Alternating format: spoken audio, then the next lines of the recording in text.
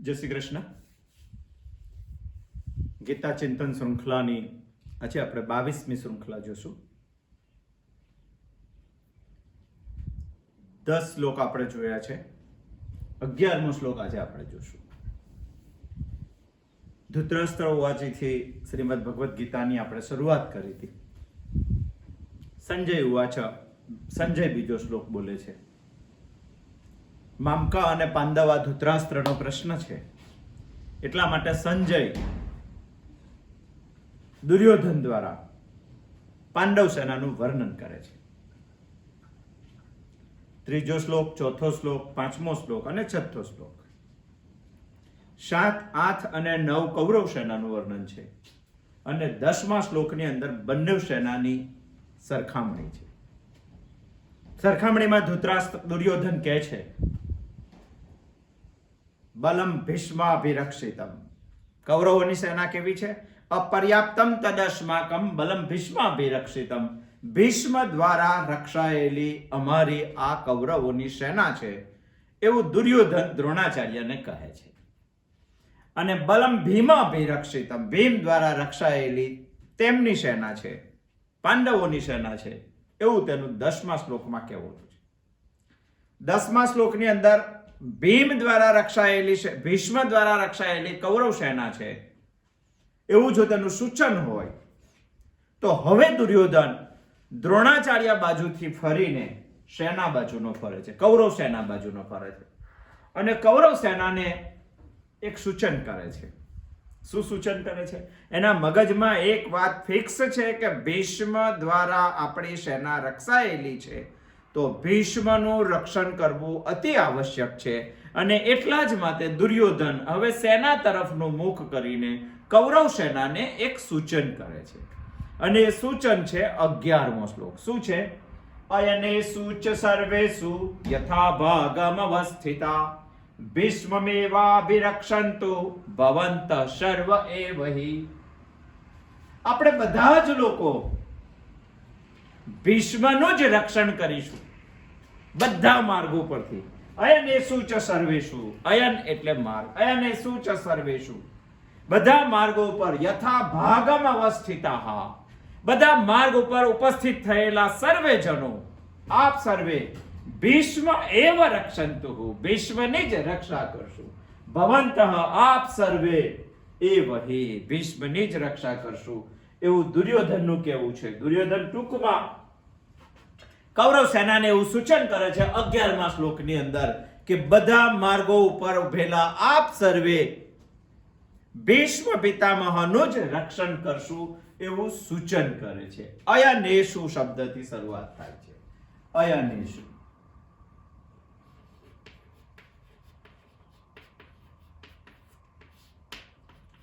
અયનેષુનો અર્થ થાય છે માર્ગ, રસ્તો.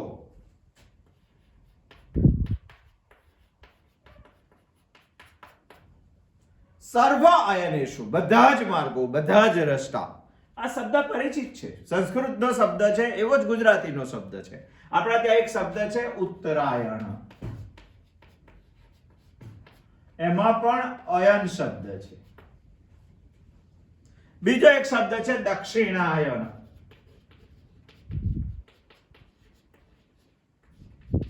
એમાં પણ અયન શબ્દ છે. દક્ષિણ તરફનો માર્ગ, ઉત્તર તરફનો માર્ગ. અયન એટલે રસ્તો. સંસ્કૃતમાં કેટલાક શબ્દો એવા છે કે જે મૂળ સંસ્કૃતમાં શબ્દો છે એવા બેઠા ને બેઠા ગુજરાતીમાં શબ્દો આવેલા છે. જે બેઠા ને બેઠા ગુજરાતીમાં શબ્દો આવેલા છે એને તત્સમ કહેવાય છે. બેઠા જ, એમાં એક અયન શબ્દ છે, એમાં એક ચંદ્ર શબ્દ છે, એમાં એક સૂર્ય શબ્દ છે, એમાં એક ધરા શબ્દ છે. આ બધા શબ્દો બેઠા સંસ્કૃતમાં છે અને એ જ શબ્દ સંસ્કૃતમાંથી બેઠા આવેલા છે. પણ કેટલાક શબ્દો ગુજરાતીમાં એવા છે કે જે સંસ્કૃતમાં થોડો ફેરફાર કરીને ગુજરાતીમાં લાવેલા છે. એનો શબ્દ, એને જે સંસ્કૃતમાં થોડો ફેરફાર કરીને શબ્દો ગુજરાતીમાં આવેલા છે એને તત્ભવ શબ્દ કહેવામાં આવે છે, જેમાં આપણે ફેરફાર કરેલો છે થોડો. સમજો કે એક સંસ્કૃતમાં શબ્દ છે કુંભકાર, ગુજરાતીમાં આ શબ્દ છે કુંભાર. ફેરફાર થયેલો છે. એવા કેટલા શબ્દ છે. સમજો કે સંસ્કૃતમાં એક શબ્દ છે ક્ષેત્ર, ગુજરાતીમાં આના માટે શબ્દ છે ખેતર. અને એવા જે શબ્દો બદલાયેલા છે એ શબ્દોને તત્ભવ શબ્દ કહેવામાં આવે. જે નથી બદલાયા તેને તત્સમ શબ્દ છે. સંસ્કૃતમાં એક શબ્દ છે તડાંગ, ગુજરાતીમાં એના માટે શબ્દ વપરાયો છે તળાવ. ફેરફાર છે. અયન એક એવો શબ્દ છે કે જે સંસ્કૃતમાં છે તે જ ગુજરાતીમાં શું. અયનેષુ ચ સર્વેષુ યથા ભાગમ અવસ્થિતાઃ માતે સર્વે માર્ગોમાં પોતપોતાના સ્થાને ઊભા રહીને આપ સૌ ભીષ્મ પિતામહનું જ સર્વ દિશાથી રક્ષણ કરો, એવું દુર્યોધનનું કૌરવ સેનાના પ્રત્યેક યોદ્ધાઓને સૂચન છે. પ્રત્યેક યોદ્ધાઓને સૂચન છે. આના ઉપર આપણે વિચાર કરવાનો છે. અયન શબ્દ સૈન્યમાં એક વિશિષ્ટ રીતે પણ વપરાયેલ છે. સૈન્યમાં કેટલા માર્ગો છે, કેટલા સ્થાનો છે, કેટલા સ્થાનો ઉપર કોણ કોણ ઉભેલું છે, અને આ બધા જ લોકોને ભીષ્મ પિતામહનું રક્ષણ કરવા માટે દુર્યોધનનું આહવાન છે. સૈન્યની ગોઠવણી આવી રીતે હોય છે. જ્યાં મોટું સૈન્ય હોય છે ને, સૈન્યની ગોઠવણીમાં મુખ્ય જે હોય છે CNC, કમાન્ડો ઓફ ચીફ, જેને ગુજરાતીમાં આપણે કહીએ છીએ સરસેનાપતિ. સરસેનાપતિના હાથ નીચે સૈન્યના 3 ભાગ હોય છે. વામ ભાગ, મધ્ય ભાગ અને દક્ષિણ ભાગ. આ દરેક ભાગના એક સેનાપતિ હોય છે, જેને આપણે સેનાપતિ કહીએ છીએ.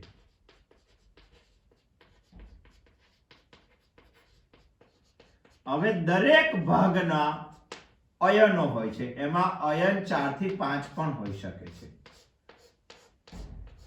આ રીતે સેનાની એક ગોઠવણી હોય છે. વામ ભાગના 5-6 અયન હોય છે, મધ્ય ભાગના 5 થી 6 અયન હોય છે, અને દક્ષિણ ભાગના બી 5 થી 6 અયન હોય છે. અને જે અયનો છે એને ઉપસેનાપતિ મૂકેલા હોય છે.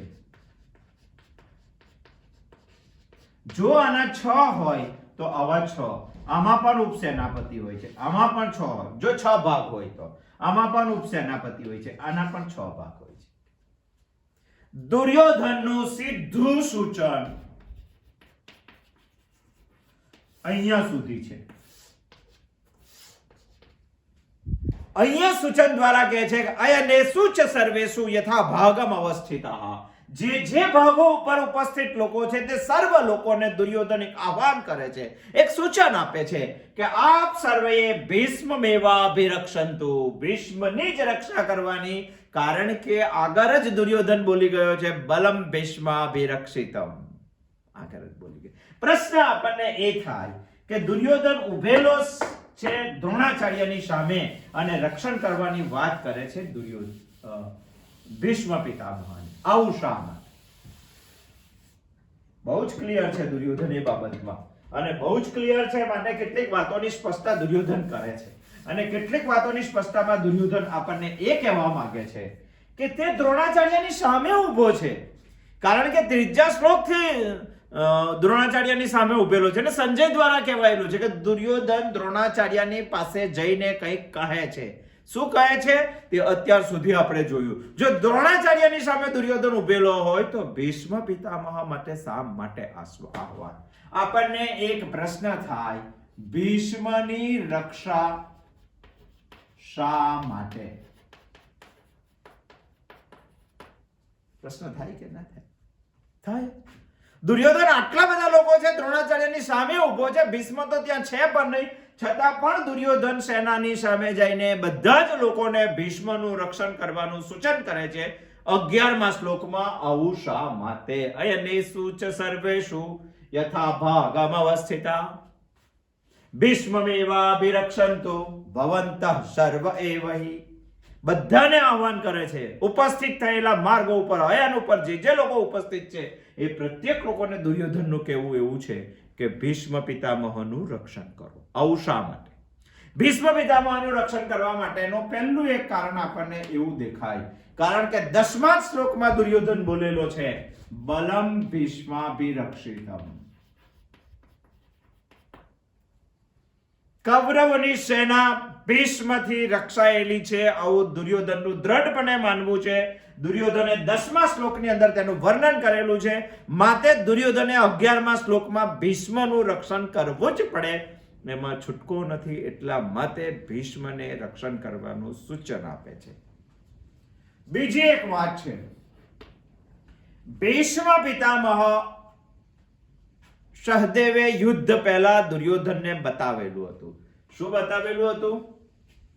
કે આ યુદ્ધમાં સહદેવને પૂછવા ગયા હતા દુર્યોધન, અને પૂછવા ગયા હતા માટે સહદેવે તરત જે પૂછે તેનો જવાબ તરત આપે અને કીધું હતું કે આ યુદ્ધમાં બધા જ લોકો મરવાના છે, તું પણ મરવાનો છે. તો દુર્યોધને પૂછ્યું હતું કે બચવા માટેનો રસ્તો શું? તો કે એક બચવા માટેનો રસ્તો છે. કયો?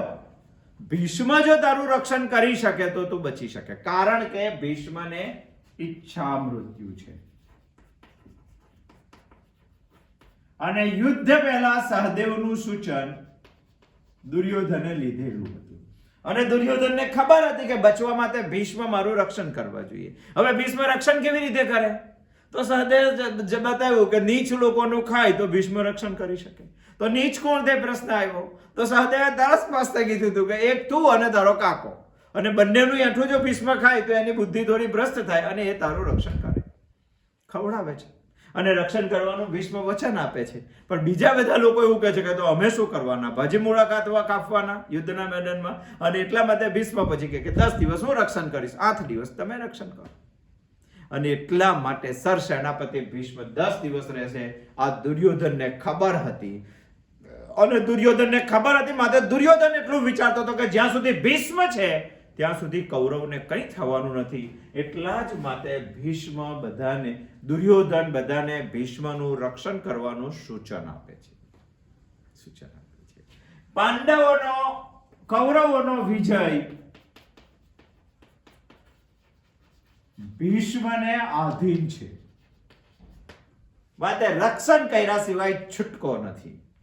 અને એટલા માટે દુર્યોધન કહે છે ભીષ્મમેવાભિરક્ષંતુ, ભીષ્મનું જ રક્ષણ કરો, એમાં જ આપણી જીત છે. ચોથું એક કારણ છે, ભીષ્મ CNC છે, કમાન્ડો ઓફ ચીફ.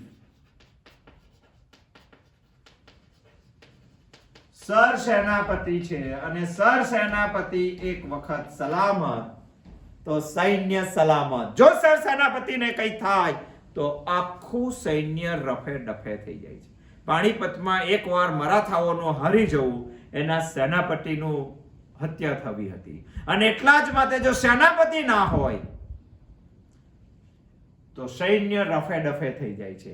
મુખ્ય યોદ્ધા, મુખ્ય સેનાપતિ, હુકમ આપનાર તો જોઈએ જ. અને એટલા માટે દુર્યોધન સૂચના આપે છે કે સર સેનાપતિનું બધા જ લોકોએ રક્ષણ કરવું જોઈએ. બધા જ લોકો, જો બધા જ લોકો તેનું રક્ષણ કરશે તો આપણે જીતી જશું. અને એટલા માટે દુર્યોધનનું દ્રોણાચાર્ય સાથે વાત કર્યા પછી સૈન્ય માટે પહેલું સૂચન હતું ભીષ્મ પિતામહનું રક્ષણ, જે આપણે 11મા શ્લોકમાં જોઈએ છીએ. બીજું પણ એક કારણ હતું. બીજું શું કારણ હતું?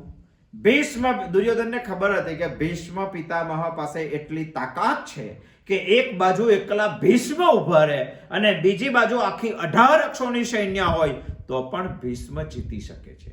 એટલી તાકાત ભીષ્મ પિતામહમાં છે. અને એ તાકાતની દુર્યોધનને ખબર હોવાથી દુર્યોધન કહે છે કે પાંડવોને જીતવા માટે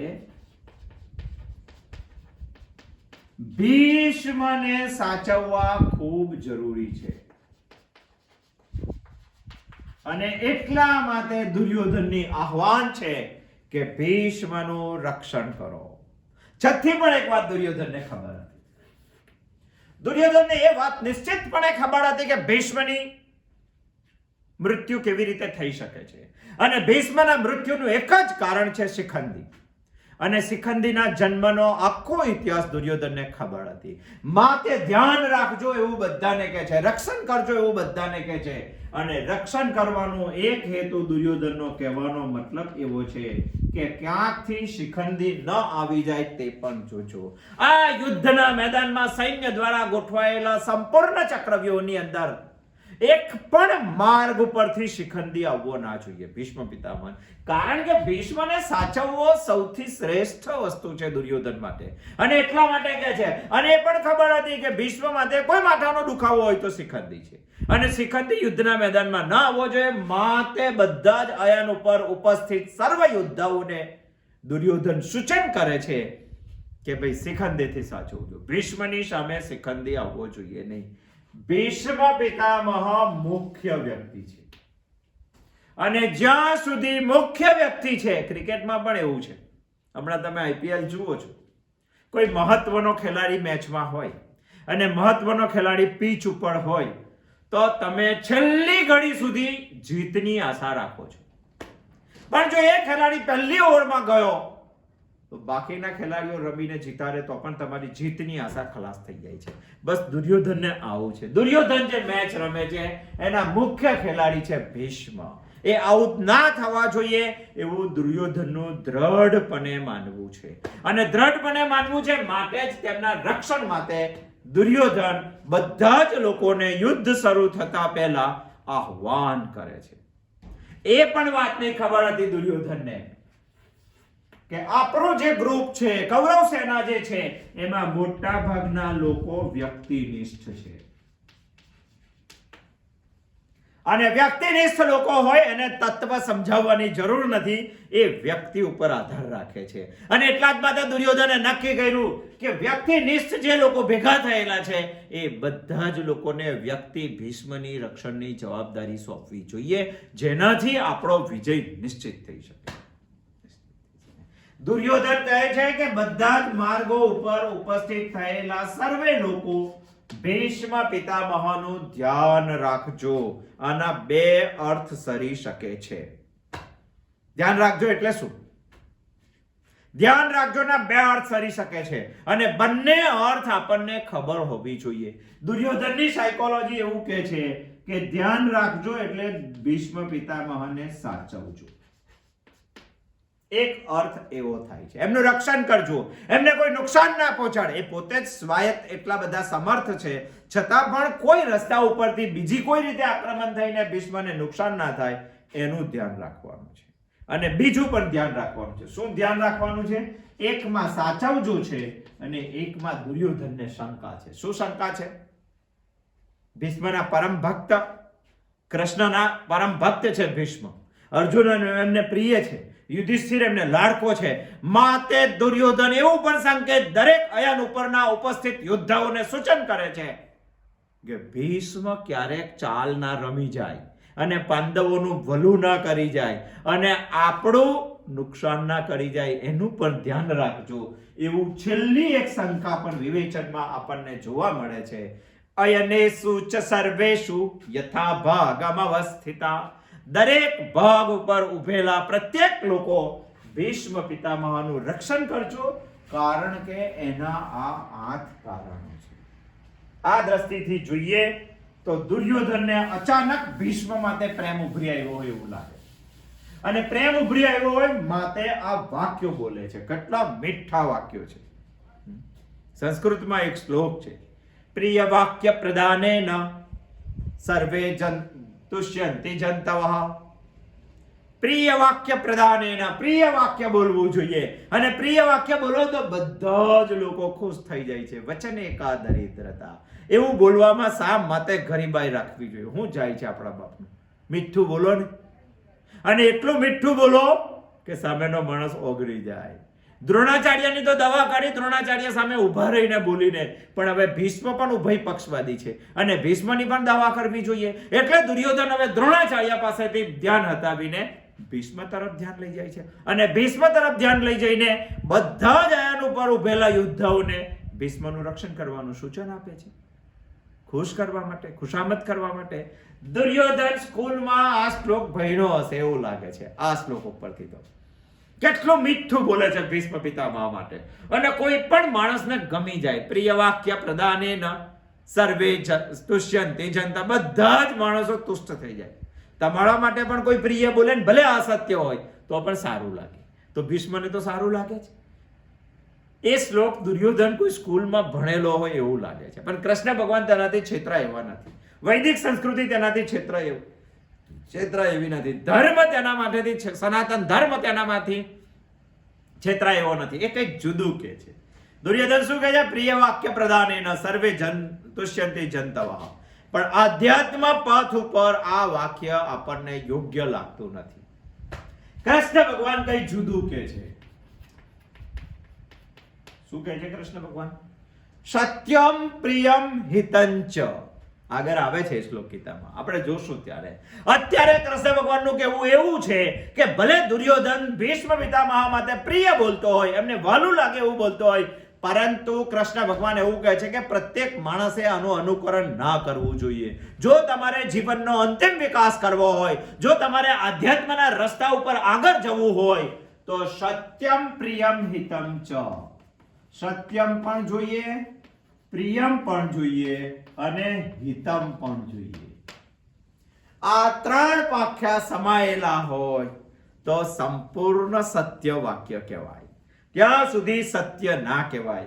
એક વાત છે તેમાં સત્ય જોઈએ, બીજું વાત છે તેમાં પ્રિય જોઈએ અને ત્રીજું વાત છે તેમાં હિત જોઈએ.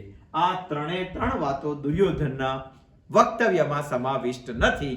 મારે એ શીખવું જોઈએ દુર્યોધન જેવું નહીં. મારે કૃષ્ણ શું કહે છે તે ગીતામાં વિચારવું છે. અને કૃષ્ણ એવું કહે છે પ્રિય વાક્ય પ્રધાન એના સર્વે જન તુષ્યંતિ જનતા. બધા લોકો જો ખુશ થાય એવું જ પ્રિય બોલવાનું હોય. અને એવા વચનોની જો તમને ગરીબાઈ ના હોય, વચન એકા દરિદ્રતા, તો આધ્યાત્મ રસ્તા વાળાએ વિચારવું જોઈએ. આધ્યાત્મ રસ્તા વાળાએ સત્યમ બોલવું જોઈએ. પ્રશ્ન આપણને એ થાય કે સત્ય કોને કહેવાય?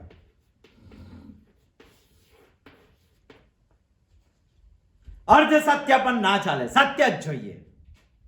સત્ય કોને કહેવાય? વિચારવું જોઈએ આપણે. હું જે બોલું છું એનો અર્થ મને જે અંદરથી સમજાય છે તે જ અર્થ સામેવાળાને પણ સમજાવવો જોઈએ. એનું નામ સત્ય. ઘણી વખત શું હોય છે ખબર છે? આપણે સામેના માણસને ગુચવવા હારું આપણી અંદર કંઈક જુદું છે અને આપણે એને કંઈક બીજું બતાવીએ છીએ અને એને બતાવીને કહીએ છીએ કે આ સત્ય છે અને આ સત્ય છે, એના માટે એ ગેરમાર્ગે દોરાય છે.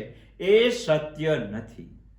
અંદરથી મને જે લાગે છે, અંદર આપણી અંદર સત્યમ શિવમ સુંદરમ છે, આપણને ખબર જ છે.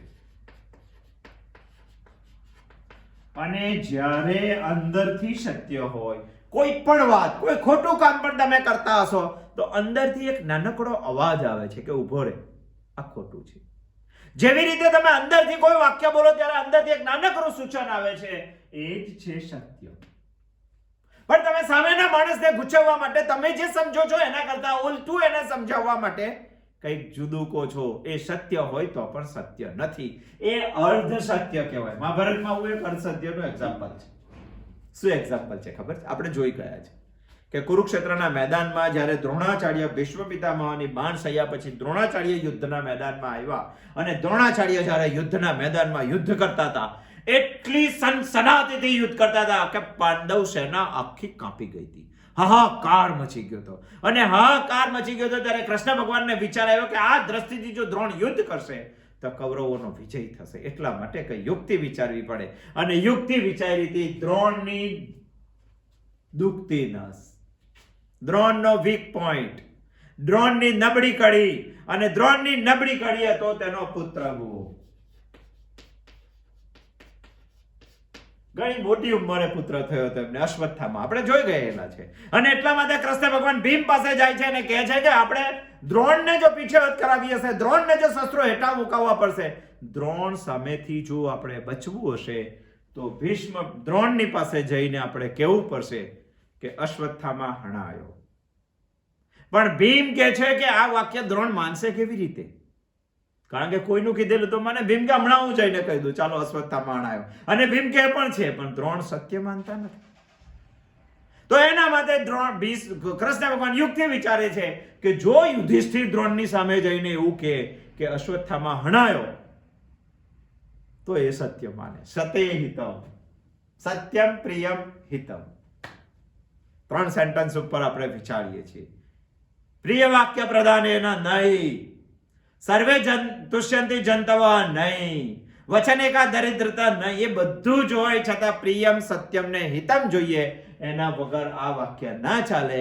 એટલા માટે દુર્યોધન ભલે ભીષ્મને ખુશ કરવા માટે આટલી બધી વાતો કરતો હોય, ભીષ્માભિરક્ષંતુ કહેતો હોય, છતાં પણ તે સત્ય નથી, કારણ કે અંદર થોડોક સ્વાર્થ છુપાયેલો છે. દુર્યોધનના મગજમાં કંઈક જુદું છે અને દુર્યોધન કહે છે જુદું. અને એવું જ જો પુત્ર મોહના લીધે યુધિષ્ઠિરને કેવડાવવાનું હોય તો ભીમ કહે છે કે અશ્વત્થામા નામનો હાથી છે, હું મારી નાખું. અને થાય છે પણ એવું. અશ્વત્થામા નામના હાથીનું હત્યા કરે છે અને ભીમ કૃષ્ણ ભગવાન યુધિષ્ઠિર પાસે બોલાવે છે. અને ત્યારે યુધિષ્ઠિર અશ્વત્થામા હણાયો એવું જોરથી બોલે છે અને કુંજર હત્વા એવું ધીમેથી બોલે છે. હાથી હણાયો એવું ધીમેથી બોલે છે. અને યુદ્ધના સોર બકોરમાં દ્રોણાચાર્યને યુધિષ્ઠિરનું એ જ વાક્ય સંભળાય છે કે અશ્વત્થામા હણાયો, પુત્ર હણાયો. અને યુધિષ્ઠિર કે એટલે સત્ય હોવું જોઈએ આવું માણી દ્રોણાચાર્ય શસ્ત્ર હેઠા મૂકી દે છે, નાસી પાસ થઈ જાય છે.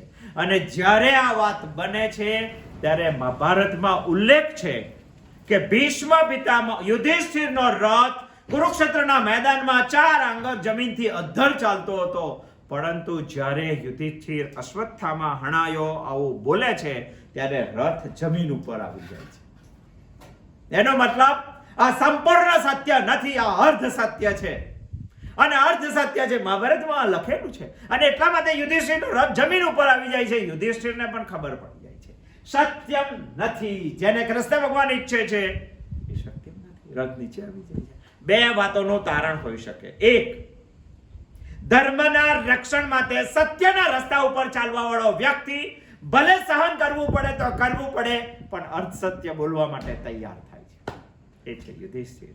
બીજું, સતત જિંદગી ભર સુધી ધર્મના રસ્તે ને સત્યના રસ્તે ચાલો, છતાં પણ જો અસત્ય કે અર્ધ સત્યનો તમે ઉચ્ચાર કરો તો તે પણ તમારે ભોગવવાનું ને ભોગવવાનું જ. અવશ્યમેવ ભોક્તવ્યમ. એટલા માટે એનો રથ જમીન ઉપર આવી જાય છે. આ પણ એક અર્ધ સત્ય છે, સત્ય નથી. હું જે સમજુ છું તે જ સામેવાળો સમજે એવું સત્ય વાક્ય મારું સત્ય હોઈ શકે, પણ સત્ય તો જ હોય એ પ્રિય પણ હોવું જોઈએ. પ્રિય ના હોય તો સત્ય ના ચાલે. ઘણા લોકો કહે છે કે હું બધાને કડવો લાગુ છું કારણ કે હું સાચું બોલું છું. ના, ખોટી વાત છે. બધું સત્ય કડવો હોતું નથી. સત્ય પ્રિય પણ હોઈ શકે છે અને પ્રિયથી પણ સત્ય બોલી શકાય છે. પરંતુ આપણે શબ્દોથી જ સત્યને સમજીએ છીએ. સત્ય અંદરથી આવવું જોઈએ, સત્ય હૃદયથી આવવું જોઈએ. જ્યારે માત્ર મોંથી જ સત્ય વચનો બોલાય છે ત્યારે તે કડવા હોય છે. અંદર કડવાહટ નથી, અંદર મીઠાશ છે. અને સંબંધમાં જ્યારે મીઠાશ છે, અંદરથી જ્યારે બોલાય ત્યારે સત્ય ક્યારેય કડવું ના હોઈ શકે. હું તમને એક એક્ઝામ્પલ આપું. સમજો કે એક સ્ત્રીને માં પણ છે અને સાસુ પણ છે, અને માં દીકરીથી થાકે છે અને થાકીને પછી એવું કહે છે, વારંવાર દીકરી એવું કહે કે માં મારે આ જવું છે, માં મારે આ જવું છે, અને માં પછી કંટાળીને એવું કહી દે કે જા મર. વાક્ય કડવું છે, તમે અર્થ કરો તો, પણ અંદરથી આવેલું છે. અને એ જ વાક્ય સાસુ બોલે તો બંનેમાં કેટલો ફેર આવે. એકમાં પ્રિયતા છે, એકમાં કડવાશ છે. સત્ય અંદરથી આવે છે, અંદર હંમેશા મીઠાશ છે, અંદર દ્વેષ વાળું વાતાવરણ છે નહીં. અને અંદર દ્વેષ વાળું વાતાવરણ નથી. જ્યારે સત્ય પણ પ્રિય બોલાય તો સમજવું અંતઃકરણની શુદ્ધિ થયેલી છે.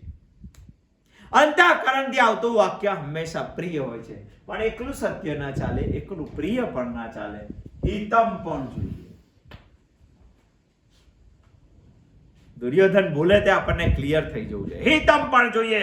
અને જ્યાં સુધી હિતમ ના હોય ત્યાં સુધી સત્ય પણ કઈ કામનું નથી. એ જ સત્ય છે જે પ્રિય છે, એ જ સત્ય છે જે હિતકારી છે. અને જ્યાં સુધી હિતકારી ના હોય ત્યાં સુધી સત્યને પણ કઈ કિંમત નથી. હિતકારી હોવું જોઈએ. એક જૂનું એક્ઝામ્પલ બહુ પ્રચલિત છે. સમજો કે જંગલમાં એક સાધુ મહાત્મા બેઠેલા છે. ત્યાંથી એક હરણ ભાગે છે અને હરણ જંગલમાં છુપાઈ જાય છે. હરણની પાછળ એક શિકારી આવે છે અને શિકારી સાધુ મહાત્માની પાસે આવીને પૂછે છે. શું પૂછે છે? કે પ્રભુ અહીંયાથી કોઈ હરણ પસાર થયું છે, હવે શું બોલવું? ચાલો સાધુ મહાત્માને સત્ય બોલવું, સાધુ મહાત્માને પ્રિય બોલવું, સાધુ મહાત્માને હિતકારી બોલવું. ત્રણે ત્રણ હોવા જોઈએ. એકલું સત્ય પણ ના ચાલે, એકલું પ્રિય પણ ના ચાલે, અને એકલું હિતકારી પણ ના ચાલે. અને ત્રણે ત્રણ જો સરખા હોય, ત્રણે ત્રણને જો ન્યાય મળે તો એને વાણીનું તપ કહેવાય. અને આવું જ્યારે વાણીનું તપ હોય ત્યારે તમે જે બોલો તે દુનિયામાં થાય. શબ્દના અર્થ તમારે ના કાઢવા પડે. અર્થ તમારી પાછળ તમે બોલો તેની પાછળ દોડતા આવી જાય. તમે બોલો તે પ્રવચન થઈ જાય. તમે બોલો તે લોકો ચિંતન કરતા થઈ જાય. એને જ કહેવાય છે વાણીનું તપ. અને વાણીનું તપ હોય તો અંતઃકરણની શુદ્ધિ થાય. અને અંતઃકરણ શુદ્ધ થાય તો ભગવાન આપણને દેખાય. ગીતા આપણને એ જ રસ્તા ઉપર લઈ જવા માંગે છે. શુદ્ધિ જોઈએ અંતઃકરણની, અને અંતઃકરણની શુદ્ધિ કરવા માટે વાણીનું તપ જોઈએ, અને વાણીનું તપ કરવા માટે સત્ય, પ્રિય અને હિત ત્રણે ત્રણ વસ્તુ સાથે જોઈએ. જો સાધુ મહાત્મા એવું કહી દે કે આ બાજુ હરણ ગયું છે તો સત્ય છે, પણ હરણ માટે પ્રિય નથી. હિતકારી હોવું જોઈએ, અને બંને માટે હિતકારી હોવું જોઈએ. જે બાજુ હરણ ગયું છે તે જ બાજુ જો તો કે તો તે હરણ માટે પણ હિતકારી નથી અને શિકારી માટે પણ હિતકારી નથી. શા માટે?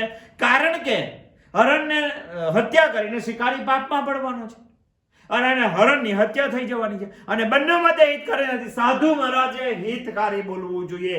એનો મતલબ કોઈ પણ વાક્યમાં પ્રિય વાક્ય પ્રદાન એના સર્વે જન તુષ્યંતિ જંતવ, બધા ખુશ થઈ જાય તેવું સત્ય વચન બોલવું જોઈએ. અને એની કોઈ દરિદ્રતા નથી. આમ તો વેપારી કાયમ મીઠું બોલે છે. એટલું મીઠું બોલે છે કે તમે ઓગરીને એની વસ્તુ લઈ જ લો. કોઈ દિવસ કડવું વેપારી દુકાન ઉપર બેઠા પછી બોલતો નથી. વચન એકા દરિદ્રતા, સર્વે જન તુષ્યંતિ જંતવ, બધા તેના માટે ઈચ્છા રાખે છે, તો આવું જ બોલવું જોઈએ? ના, કૃષ્ણ ભગવાન એ પક્ષ ઉપર છે કે વચન સત્ય પણ હોવું જોઈએ, વચન પ્રિય પણ હોવું જોઈએ, અને વચન હિતકારી પણ હોવું જોઈએ. અને આટલું હોય તો વાણીનું તપ થાય, અંતઃકરણ શુદ્ધ થાય, અને ભગવાનનું વિશ્વરૂપ દર્શન આપણને દેખાય. દુર્યોધન સત્ય નથી બોલતો. દુર્યોધન ભીષ્મને ખુશ કરવા માટે બોલે છે. અયનેષુ ચ સર્વેષુ યથા ભાગમ અવસ્થિતા ભીષ્મમેવાભિરક્ષંતુ ભવन्तઃ સર્વ એવ હિ. ભીષ્મ પિતામહને ખુશ કરવા માટે બોલે છે. અને જ્યારે ભીષ્મ પિતામહને ખુશ કરવા માટે બોલે છે ત્યારે તે સત્ય પણ નથી, તે પ્રિય પણ નથી, અને તે હિતકારી પણ નથી. અને ભીષ્મ પિતામહ સર્વે તુષ્યંતિ જંતવઃ, બધા માણસો તેના ભૂખ્યા હોય છે. વચન એકા દરિદ્રતા, અને જો ભીષ્મ પિતામહ તેનાથી સર્વે તુષ્યંતિ જંતવમાં આવતા હોય તો ભીષ્મ પણ ખુશ થયા છે. અને ખુશ થઈને ભીષ્મ પિતામહ શું કરે છે? એના પ્રેમનો પડકાર, એના પ્રેમને પ્રત્યુત્તર આપવા માટે ભીષ્મ પિતામહ દુર્યોધનની ભાષા સમજે છે, દુર્યોધનની ભાષા સાંભળે છે, અને દુર્યોધનને પ્રત્યુત્તર આપવા માટે ભીષ્મ પિતામહ કુરુક્ષેત્રના મેદાનમાં શંખનાદ કરે છે. અને પહેલો શંખનાદ ભીષ્મ પિતામહ કરે છે. શંખનાદ શું છે એ આપણે આવતા શ્લોકની અંદર 12મા શ્લોકમાં જશું. અસ્તુ. જય શ્રી કૃષ્ણ.